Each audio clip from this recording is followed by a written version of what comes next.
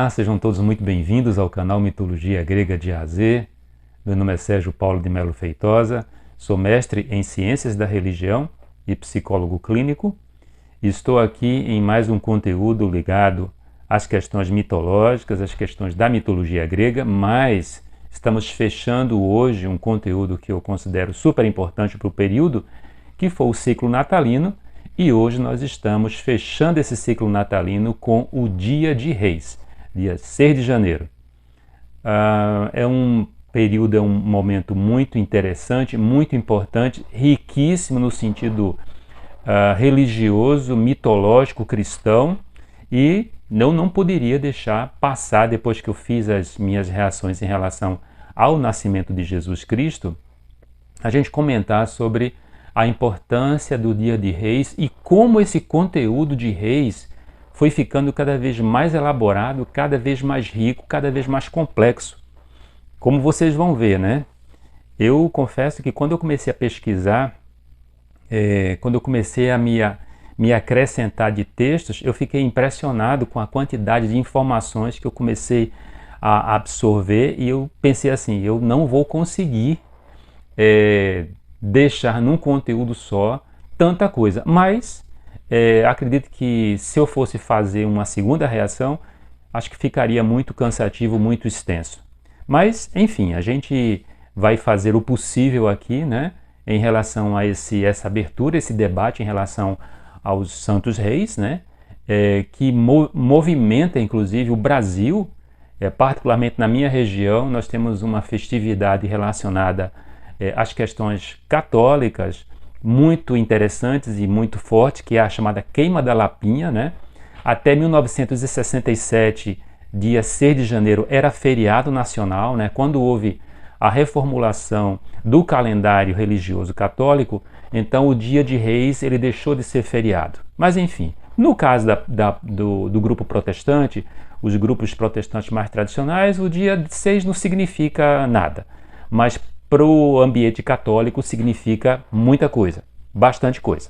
Bom, mas antes da gente continuar, quero agradecer a participação de todos. Quero deixar aqui um abraço para duas pessoas em especial, para minha querida Alexa, que acompanha o canal do outro lado do Atlântico, na Inglaterra.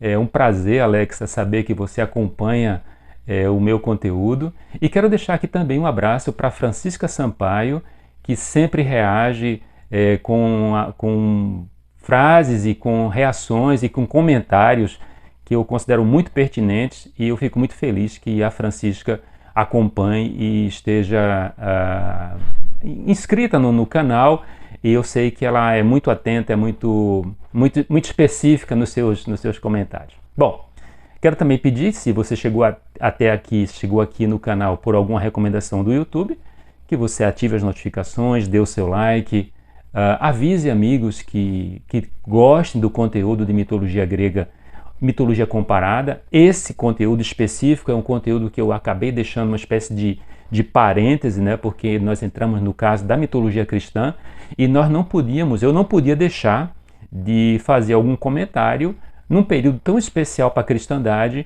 como esse período natalino, que se encerra hoje com o dia 6 de janeiro, que é o dia dos Santos Reis. Bom, eu vou precisar fazer uma leitura aqui, que é uma leitura bem curtinha, né? Que está no Evangelho de Mateus, que fala que a primeira referência e que vai servir de fonte para todas as histórias que envolvem os Santos Reis, né? E diz assim, no capítulo 2, no comecinho do capítulo 2 de Mateus, diz assim: E tendo nascido Jesus em Belém da Judeia, no tempo do rei Herodes, eis que uns magos vieram do Oriente a Jerusalém e perguntaram: Onde está aquele que é nascido rei dos judeus? Porque vimos a sua estrela no Oriente e viemos adorá-lo. E o rei Herodes, ouvindo isso, perturbou-se toda Jerusalém com ele. Congregados os príncipes dos sacerdotes e os escribas do povo, ou seja, os estudiosos, né, perguntou-lhes onde havia de nascer o Cristo. E eles disseram: Em Belém da Judeia, porque assim está escrito pelo profeta: E tu, Belém, terra de Judá, de modo nenhum é a menor entre as capitais de Judá, porque de ti sairá o guia que há de apacentar o meu povo de Israel. Bom, isso aqui é uma referência de um texto de Mateus, aliás, é a única referência bíblica que seja neotestamentária em relação à questão dos reis magos, né? Dos reis magos. Uma outra referência, que aí já nós entramos nos apócrifos, né? E aqui eu estou com esse primeiro volume aqui dessa coleção dos apócrifos da Bíblia. As referências aos magos está escrito em 3 textos apócrifos. O Evangelho Árabe da Infância, o outro Proto-Evangelho de Tiago e o outro é o Evangelho Armênio da Infância. O texto mais antigo é o Proto-Evangelho de Tiago. Esse Proto-Evangelho de Tiago, alguns estudiosos consideram o Proto-Evangelho de Tiago até mais antigo do que os evangelhos canônicos. Mas, enfim, ele acabou entrando no grupo dos textos apócrifos, não foi incluído no cânon, né?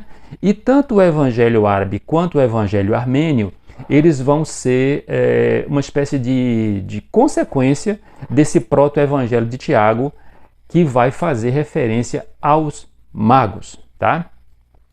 Uma coisa que salta à vista também é que nos 4 textos, tanto no texto de Mateus, quanto nos textos desses textos apócrifos, eles não são associados a reis. De onde vem essa história de que os magos eram reis e que eram 3, né? Então, assim, é aquela história do telefone sem fio. Na medida em que a história foi se tornando cada vez mais conhecida e a história do nascimento de Jesus, como eu tinha comentado numa gravação anterior, passa a ter relevância, mais e mais elementos passam a colar nessa história toda, né? Então, eu vou fazer apenas um outro texto que é super importante, que eu não apresentei ainda aqui no canal, mas que faz parte do estudo em relação a esse período, é a história eclesiástica de Eusébio, né? Eusébio foi bispo de Cesareia e Eusébio é considerado o primeiro historiador da igreja. Eusébio, ele chega a fazer uma referência também muito inspirada no Evangelho canônico de Mateus, e ele cita magos. Ele não faz qualquer tipo de qualquer outro acréscimo.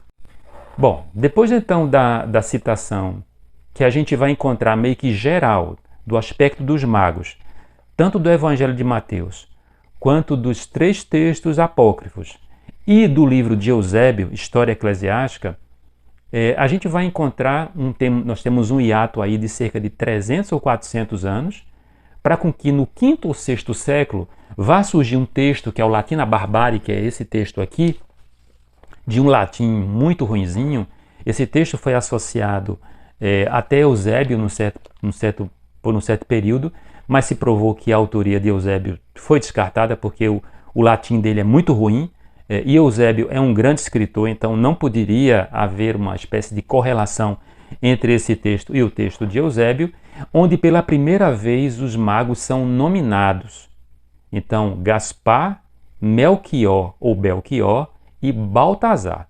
Então, é o primeiro acréscimo à história dos magos, tá? Depois, já no 6º século, tem um clérigo super importante na Inglaterra, que aí ele acrescentou, possivelmente 100 anos depois, que é o Santo Beda, né? Desculpe. Então ele vai acrescentar agora as idades, e ele vai também atribuir o que cada um entregou a Jesus, né? Porque o texto original, o texto lá canônico de Mateus ou do Proto-Evangelho de Tiago, fala do ouro, do incenso e da mirra, que são elementos simbólicos, né? Então, pensando em termos do simbolismo e não da literalidade, então o ouro, nós sabemos que significaria a realeza, a riqueza, né, que alguém entregou ali. O incenso, que simbolizaria a espiritualidade, então os incensos sempre foram muito usados em cerimônias religiosas e cerimônias espirituais. Então, falaria primeira riqueza, o incenso, a espiritualidade. E a mirra, ela é uma planta muito associada desde muito tempo ao mundo dos mortos, uma espécie de purificação em que as pessoas, os corpos passavam. Então ela simbolizaria a humanidade. Então, se de um lado há uma espiritualidade no incenso, por outro lado há uma humanidade, porque eles estavam diante, mesmo que diante de alguém muito especial, porque eles, segundo o texto bíblico, eles tinham saído de um lugar no Oriente, que é uma coisa muito ampla, né? Oriente não quer dizer muita coisa, mas ali eles estavam diante de alguém nascido. Então, o ouro significaria o seu poder temporal, né? Mas os outros dois simbolizariam a sua relação com o divino, mas por outro lado a sua relação com o humano. Aí o Beda, ele vai falar, ele vai descrever. Eu vou fazer somente uma referenciazinha bem curtinha aqui. Prometo que eu não vou cansar, né? Como é muita informação, eu vou precisar fazer algum tipo de leitura aqui, mas é somente para ajudar no exercício mnemônico, né? Então o Beda fala que Belchior era um velho de 70 anos, né?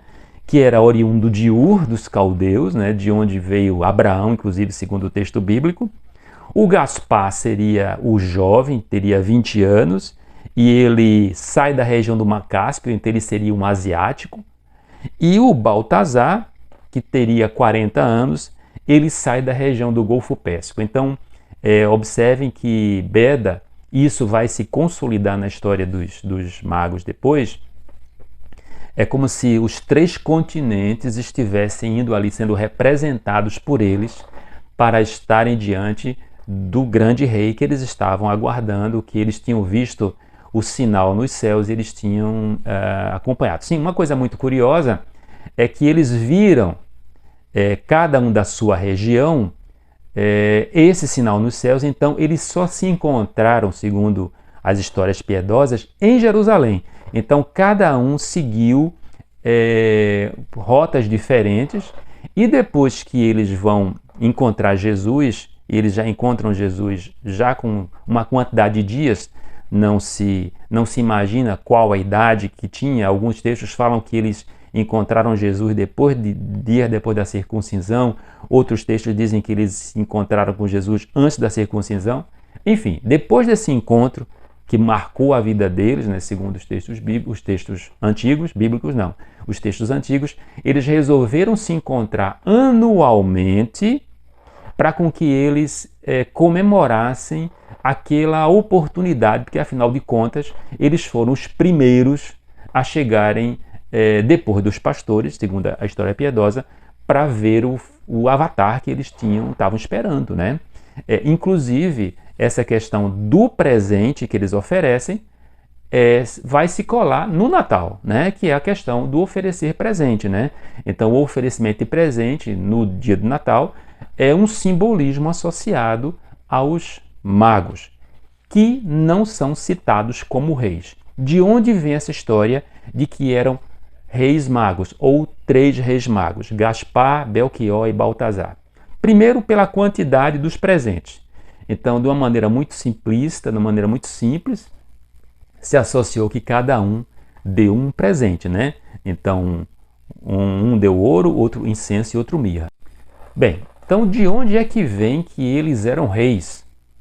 A referência que os teólogos do período eles insistiram para com que eles fossem recordados como reis é o Salmo 72, no versículo 11, em que diz que reis se levantarão para cultuar, né? Para cultuá-lo. São pouquíssimas referências que são citadas em relação à possibilidade deles terem tido algum tipo de relevância. O próprio nome mago, ele é fruto de controvérsia, porque alguns estudiosos falam que esses magos seriam os magoi da região da Pérsia, seriam da religião de Zoroastro.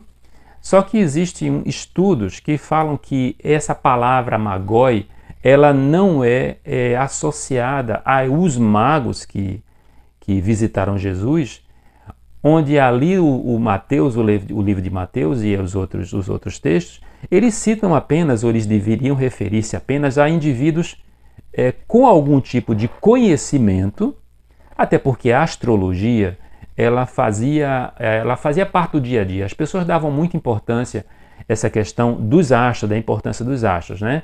Então não se conhecia, como eu disse num certo momento, que eram elementos celestes puros e simples, sempre se associava a algum tipo de prenúncio, de catástrofe ou de coisas muito importantes. Então, do momento em que se associa que eles tinham visto algum tipo de sinal no céu, pensando numa história literal, né? E eles vão até o ponto onde poderia estar nascido a pessoa especial que eles estavam esperando, que eles estavam desejando. Então, pura e simplesmente demonstrava o quê? Demonstrava um conhecimento astronômico, um conhecimento diferenciado, que fez com que eles encontrassem aquela pessoa ali. Uma coisa curiosa é que diz que tem textos, o texto acho que é do Evangelho Árabe, que diz que a estrela era um anjo, né? E que num certo momento ele desaparece e depois o anjo voltou a aparecer, depois que eles tinham visitado Jesus, para fazer com que guiassem eles de retorno até a sua origem. Bom, quando chega naquele momento ali da consolidação do cristianismo, surge uma figura, na verdade duas figuras super importantes, né? Um é o Constantino e outra é a Helena, que vai se transformar, vai ser a Santa Helena. Aliás, que tinha um faro de arqueóloga único, né? Porque Santa Helena, segundo a tradição, encontrou as cruzes de Jesus, encontrou coroa, encontrou o lugar onde Jesus tinha nascido, né? A Igreja da Natividade, e ela encontrou nada mais, nada menos do que os esqueletos, os corpos dos Reis Magos. Esses corpos, esses esqueletos ficaram preservados, né? E eles, por questões de guerras naquele período, eles foram sendo trasladados em várias igrejas, até que chegou o ponto deles pararem na região que hoje seria a Alemanha. E o imperador do período, que é o Frederico Barbarroxa, que é um imperador que ele vai participar da chamada a Cruzada dos Três Reis, né? A Cruzada dos Grandes Reis, inclusive com Ricardo Coração de Leão e ele, e um outro rei francês. Frederico resolveu fazer uma espécie de ampliar a igreja para poder caber as relíquias dos Reis Magos, né? Dessas pessoas, porque a afluência de fiéis em relação à igreja era muito grande. Então, para quem tem curiosidade, né? Então existem lá numa igreja em Colônia, onde estão depositados os restos de pessoas em que a tradição se atribui aos Reis Magos, né? Ou aos magos. Bom, como tudo se torna extremamente simbólico, é óbvio que os nomes deles também estão associados a aspectos simbólicos, porque na antiguidade se dava muita importância ao nome, né? Ainda hoje, contemporaneamente, a gente pode encontrar nos nossos próprios nomes ocidentais algum significado. Muita gente batiza um filho ou nomina um filho em cima de significados. Mas a maioria das pessoas não sabe muito o que significa seu nome, né? Na antiguidade, não. Na antiguidade, o nome era super importante, tanto que você poderia, em certas regiões, você podia mudar seu nome mediante algum tipo de característica que você tivesse, né? Então, ou que você, por exemplo, fosse muito importante num certo lugar. Eu posso recordar aqui imediatamente do Leonardo da Vinci, né? Então, por quê? Leonardo, ele era da cidade de Vinci, né? Então, a nominação na antiguidade tinha significados que nós, contemporaneamente, nós desconhecemos. Então, no caso dos três reis magos, né, então eu vou citar agora sempre essa tradição dos reis magos, né, desse simbolismo, me afastar um pouco da literalidade de que o livro de Mateus, o texto de Mateus fala quando cita apenas magos e não reis, né, não poderia ficar de fora. Então é claro que quando se começa a pensar na importância na história de Jesus, consequentemente, todas aquelas outras histórias, eu fico inclusive curioso como é que não se criou nenhum tipo de conteúdo piedoso em relação aos pastores, né? Enfim, mas o caso dos magos, dos reis magos, Então, cada nome deles é muito associado a aspectos simbólicos comentados e direcionados em relação àquilo que eles foram fazer, que é o grande momento da vida deles, segundo o texto bíblico, ou segundo os textos piedosos, é quando eles vão encontrar aquela pessoa que era esperada desde sempre. Então, Belchior, ou Melchior, o nome dele, etimologicamente, quer dizer meu rei é luz. Tá? Meu rei é luz. A parte etimológica, de onde vem essa etimologia, todas as etimologias são etimologias ligadas a regiões asiáticas. Tá? O Baltazar, a etimologia do nome dele, quer dizer Deus manifesta o rei. Mais claro do que esse nome impossível, né? Deus manifesta o rei. E o Gaspar, que seria o mais novinho, né? Alguns textos falam que ele tinha apenas 15 anos, o Beda fala que ele tinha 20 anos. Aquele que vai inspecionar. Então, observem que cada nome, de fato, está muito associado a algo que a gente fica pensando como foi importante, como é importante toda essa construção simbólica em relação à figura de Jesus Cristo e que eles estão inseridos, obviamente. Eu tenho esse livro aqui, que é um querido livro, um querido companheiro de muitos e muitos anos. Eu acredito que seja o livro que eu já li, que eu mais li na vida, né?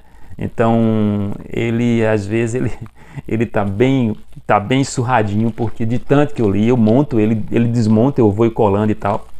E o Graves, que é um grande estudioso foi um grande estudioso em mitologia e tinha uma pena muito boa para também escrever literatura, ele escreve essa obra e ele faz uma citação de Tácito que eu considero super importante para esse tema que nós estamos desenvolvendo aqui agora. E o Graves, citando Tácito, diz o seguinte: essa uma história que foi objeto de toda sorte de falsas interpretações, não somente por parte dos contemporâneos, mas também pelas gerações imediatas. Tanto assim que todas as passagens de maior importância estão envolvidas em dúvida e obscuridade, de modo que, enquanto uns tomam pelos fatos verdadeiros as lendas mais inconsistentes, outros transformam os fatos em falsidades. E ambas as interpretações são, por sua vez, exageradas pelos pósteros. Isso aqui é uma frase do Tácito, maravilhoso, né? Então, assim, a importância dos Reis Magos no ciclo natalino é inegável. E eu estava recordando como uma das minhas lembranças mais vivas dos natais quando eu era criança era exatamente os cartõezinhos que a gente muitas vezes colocava na árvore de Natal, que era os magos olhando aquela estrela distante num céu, um céu límpido, né, um céu escuro, e aquela estrela entre tantas outras estrelas, mas aquela estrela que se destacava. Eles são figuras simbólicas extremamente queridas. Como eu disse num certo momento, as tradições protestantes, elas não dão importância aos magos, elas dão importância no sentido de que, literalizando, eles foram até Jesus, eles foram testemunha do nascimento de Jesus Cristo. Enquanto que, de fato, na tradição católica, eles têm uma importância inequívoca, né? Inequívoca. Mas, enfim, para mim é um prazer poder estar aqui nesse dia dos Santos Reis, fechando essas minhas reações em relação à questão do ciclo natalino. Eu acredito que, chegando os próximos natais, e a gente estando com o canal ativo, irei pesquisar outras coisas, porque o assunto é vastíssimo, e eu confesso que eu tenho uma certa melancolia de estar fechando esse ciclo aqui do período natalino, porque é um período que eu gosto bastante, eu gosto muito, eu tenho um grande carinho por esse período que envolve todas as festividades do Natal, ainda que ele seja um período delicado para mim, pessoalmente, mas eu consigo visualizar a importância do simbólico do Natal, da importância do simbólico do nascimento de Jesus Cristo e de todos os personagens que compõem essa história maravilhosa do nascimento de Jesus, que, ainda que tardiamente, a igreja resistiu muito, como eu disse no certo momento, ainda que tardiamente, de fato se reconheceu a importância do nascimento, de se comemorar o nascimento de Jesus. Então, se você chegou até aqui, vou pedir que você se inscreva no canal, que ative as notificações, dê o seu like, convide pessoas amigas que você sabe que gostam do conteúdo de mitologia grega, de mitologia comparada. Volto a dizer, nesse período aqui agora, eu fiz essas reações especiais em relação ao ciclo natalino. A partir das próximas gravações, então, nós entramos novamente no conteúdo de mitologia grega, e quando surgir no calendário alguma data que esteja associada à mitologia, ao cristianismo, ao mito cristão e ao mito grego ou mito romano, por exemplo, eu trarei, para mim vai ser um prazer. Então eu quero deixar aqui um forte abraço, novamente posso dizer, desejando um feliz Dia de Reis a todos, e muito obrigado pela participação, muito obrigado pela presença, muito obrigado pelas reações, e até a próxima semana com um conteúdo de mitologia grega. Um forte abraço.